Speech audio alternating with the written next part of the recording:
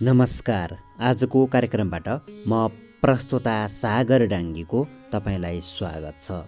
श्रोतागण, हरेक हप्ताको आइतबार राति 8:30मा प्रसारण हुँदै आइरहेको कार्यक्रममा निरन्तर रूपमा युवा साहित्यकार ध्रुव खनालज्यूद्वारा रचित कृति प्रकृति जीवन्त कामना शान्ति कविता सङ्ग्रहभित्रका कविताहरूलाई सुन्दै आउनुभएको छ। श्रोतागण, आजको श्रृङ्खलामा पनि प्रकृति जीवन्त कामना शान्ति कविता सङ्ग्रहभित्रका कविताहरूको साथमा उपस्थिति भइसकेको छु।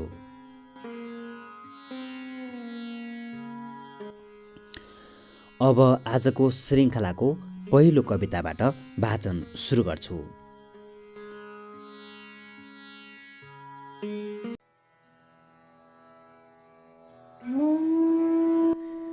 परिकल्पनाभित्रको अन्तर्दृष्टि। घामले धोएको आकाश त बतासले बढारेको प्रकृति देखिन्छ लर्केको। घामले धोएको आकाश त बतासले बढारेको प्रकृति देखिन्छ लर्केको। पहाडले फुटाएको बादलु चट्टान फुट्दैमा रिमझिम वर्षा पानीले दर्केको। कर्कलाको पानी जस्तै प्राकृतिक जिन्दगानी बितेका हर पलहरू देखिँदैन फर्केको। पीडाको आगोमा जलेको मन कहाँ देखिन्छ त चर्केको। निभाउन आगो अशान्तिको निर जल आकाश परीले छर्केको। भूकम्प जस्तै डगमगाई संसार अचम्म लाग्दो संसार क्षणभरमै थर्केको। दिएर जीवन सुम्पी अर्कैलाई पालो फेरिको मेला पर्म देखिन्छ तर्केको।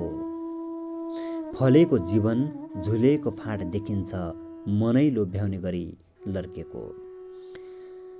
वृक्षको जीवन हाँगाको सहारा फल नै जीवन आहारा पिपलो पात झैँ नजर कर्केको।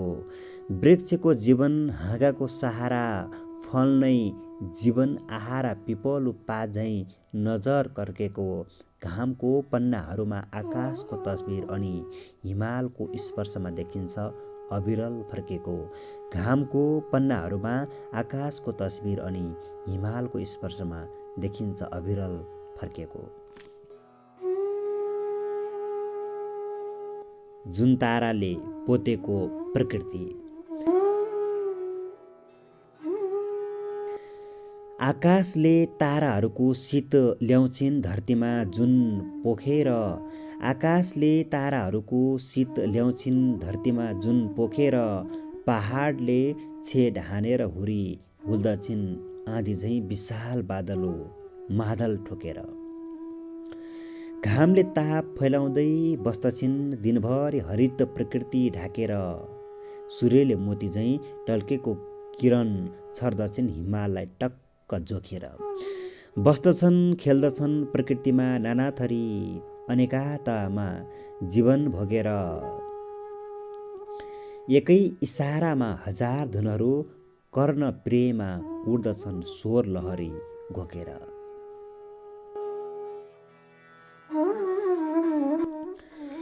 कुद्दछन् बताससँगै अनेकौं यात्री भावना मिसाउँदै आँसुको दियो बोकेर।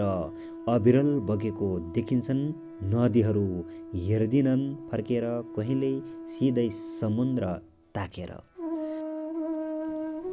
बाँच्दछन् प्राणीहरू नाच्दछन् नागबेली झैँ प्राकृतिक चोको बतासको नसा धोकेर। फुलिरहन्छन् अटुट बनेर सगर झैँ अडिएको हिमाल बाँच्दछिन् चोको हिउँ टोकेर। फुलिरहन्छन् अटुट बनेर सगर झैँ अडिएको हिमाल बाँच्दछिन् चोको हिउँ टोकेर।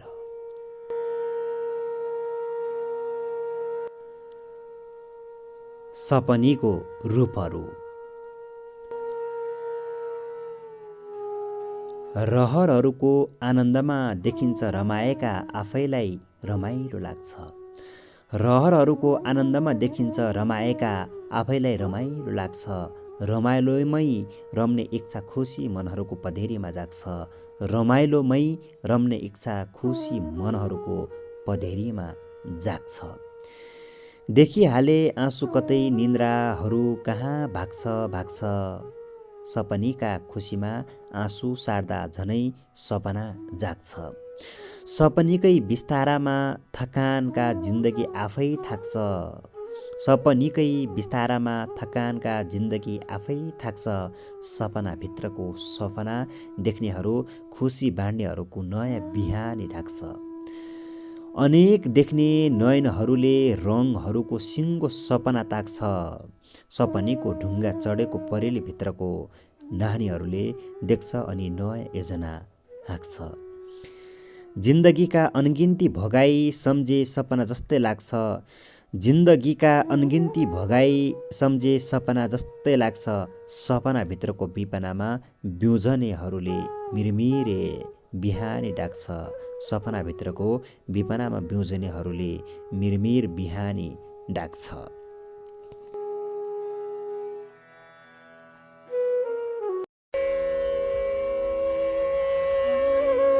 उक्लेका पायलाका डोबहरू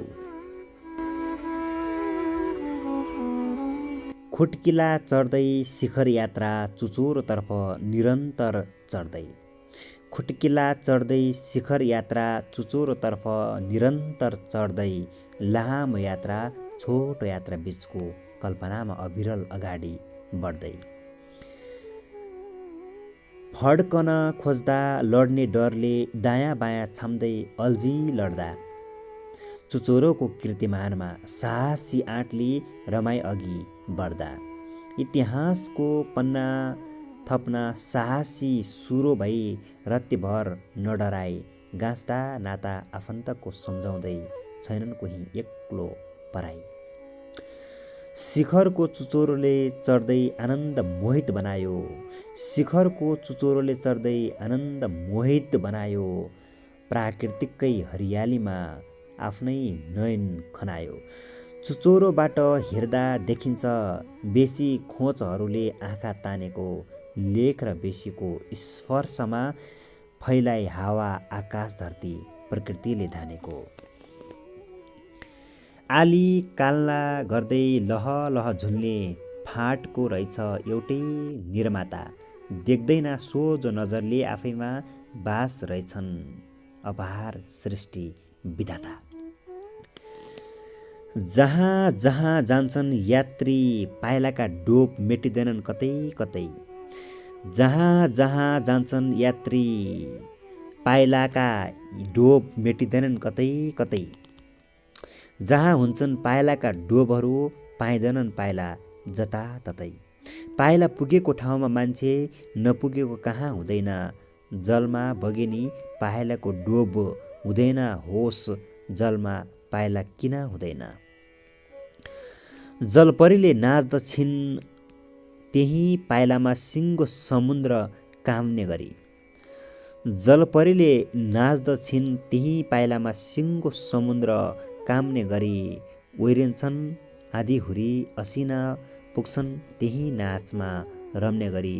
ओइरिन्छन् आँधीहुरी असिना पुग्दछन् त्यही नाचमा रम्ने गरी।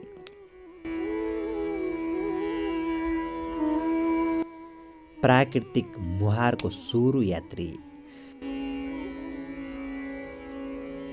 छेन छेनमा नयाँ रचना हुन्छ धरतीमा एकहोरो नेपाल आमाले हेरेको। छेन छेनमा नयाँ रचना हुन्छ धरतीमा एकहोरो नेपाल आमाले हेरेको।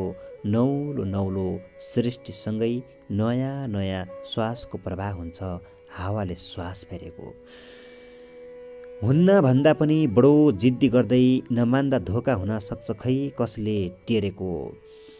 धरतीको पछ्यौरीले इन्द्रेणीको घुम्टो ओढाई संसारलाई न्यानो स्पर्शमा बेरेको। गुराँस टिपेर सयपत्री र दुबोसँगै श्रीफुल लगाई चिटिक्क परेको। संसारै पाल्ने अपार लीला बोकेर कहाँ लाग्दो माथिबाट झरेको।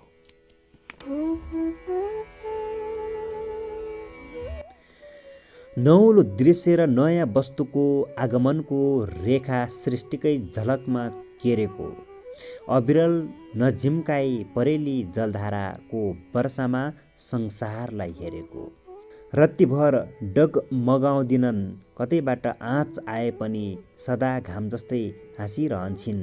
नयाँ नौलो रूप जति फेरि पनि बचाउन सबलाई संसार हेरी नाचिरहन्छन्। वर्षामा बादलो बनेर, हुरी बतासमा वृक्ष बनेर, आफ्नै मन्दिरमा मनको पुजारी बनेर नाचिरहन्छन्। झरेर असिना आकाश रितिँदैन, बगाएर नदी कलकल मूल सिद्धिँदैन, खोस्रेर भूमि कहिल्यै रितिँदैन, पृथ्वी सदा सर्वदा साँचिरहन्छन्।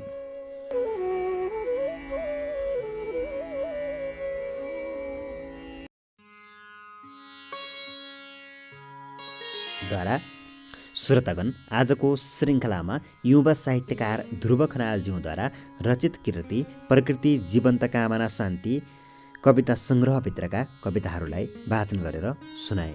श्रोतागण, योभन्दा अघिल्लो श्रृङ्खलामा वाचन गरिएका अरू साहित्यिक रचनाहरूलाई पनि सुन्न सक्नुहुनेछ। हस्त आजको श्रृङ्खलामा यतिन्जेलसम्म रहेर साथ दिनुभयो तपाईँप्रति विशेष आभार प्रकट गर्दै अर्को श्रृङ्खलासम्मका लागि आजको श्रृङ्खलाबाट म प्रस्तोता सागर डाङ्गी बिदा हुन्छु। नमस्कार, शुभ पल, शुभ क्षण।